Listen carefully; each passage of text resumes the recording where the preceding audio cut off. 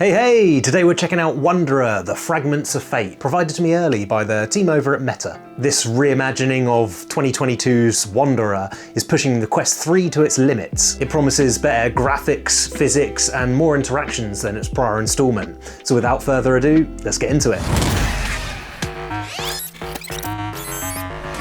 You step into the shoes of Asher Newman, a time-travelling man of mystery. Yeah, baby! He's on the hunt for his grandpa's lost apartment and the riddles found within. The game sets the scene with an intro chapter taking place in a 2061 apocalyptic Boston. It's completely run down, flooded, and being recovered by nature. As soon as you find the lost apartment, the game begins with the discovery of an unusual wristwatch with a voice very clearly inspired by the one and only Matthew McConaughey. Alright, Asher. I got a hunch at our next play. That key we found at Woodrock, my bet is it opens something here in the apartment. To that I say, alright. This friendly timepiece will unlock the power for you to travel through time and space, and actually go to space, the moon to be precise.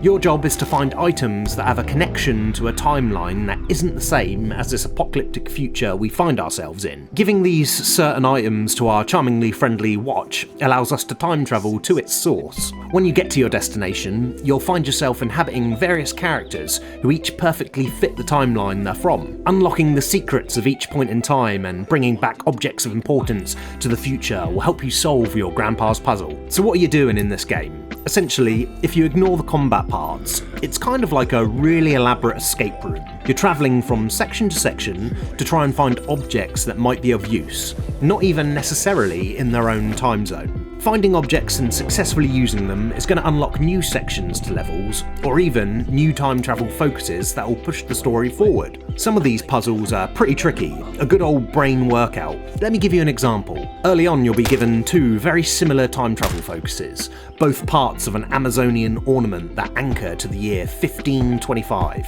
Each one will send you to the same map at the same point in time, but each one you'll inhabit a different explorer in an alternate part of the underground tomb. You'll be switching between these characters, so one can open doors and lift platforms, while the other traverses the dangers within. When you complete this hunt for treasure, you'll find a single coin, not of this time zone, but rather 1906 New York. Hand it to your watch companion and hey presto, he'll use it as a time travel focus to get you inhabiting a new character with a new mystery to be solved. One reason this game is so impressive is because every object you take from these time zones and bring back to Boston will persist at the very position you last left it at your grandpa's apartment. You'll have total freedom to travel back to this abode at any point and drop off objects you don't need at that time, or pick up objects you'll need to bring in to solve the puzzles.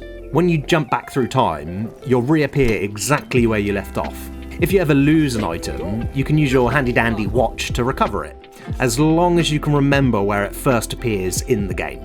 Alright, what else we got? Full body avatars with physics-based interactions, just like Bone Lab. That makes for some fun interactions in some cases, but also a complete jank fest in others. You'll find yourself doing things like using a crowbar to abseil down a cable in real time, but then, if you want to pass through a doorway, your gun will awkwardly get stuck in the frame and freak out. Almost everything in the game is interactable, and everything has that saints and sinners or behemoth weight that I'm not a huge fan of. VR games love to overdo this, but for my personal tastes, it feels really sluggish to do basic things. Take a note, developers, let us turn the object weight off like in Alien Rogue Incursion, or tone it the fudge down. It's too much. Combat has been added to this reimagining of the game, and it's a real tale of two halves. In the intro, you're forced to use your fisticuffs, and the collisions don't register all that well. It feels a bit pants.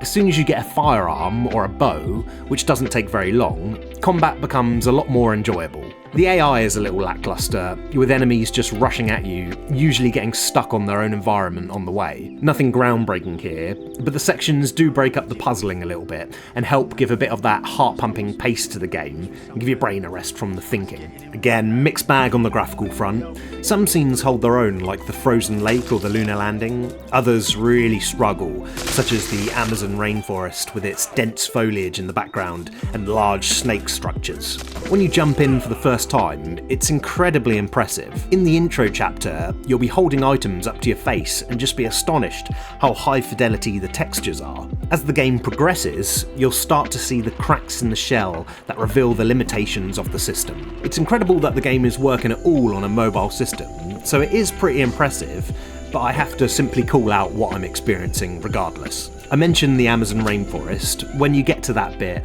and look out over the trees, you'll see that the game falls apart graphically as you're presented with a blurry mess. There are parts where you go to a music festival in the 60s and the crowd looks pretty bad. It's interesting, these moments didn't stop me from enjoying the game, but it's just so hit and miss whether it's going to look amazing or not so much. The performance isn't much more reliable. Some areas like the frozen lake in 1906 New York or the lunar landing are solid. Everything feels how you would expect. When you get to these areas that are pushing the system on the graphics, you'll feel the performance tank with it. Scenes will have a slight shudder to them, even when you're just standing there looking out over these landscapes. It's a bit of a shame. Hopefully it's things that can be optimised and ironed out in some updates. In a few instances, I experienced some hard crashes in these moments.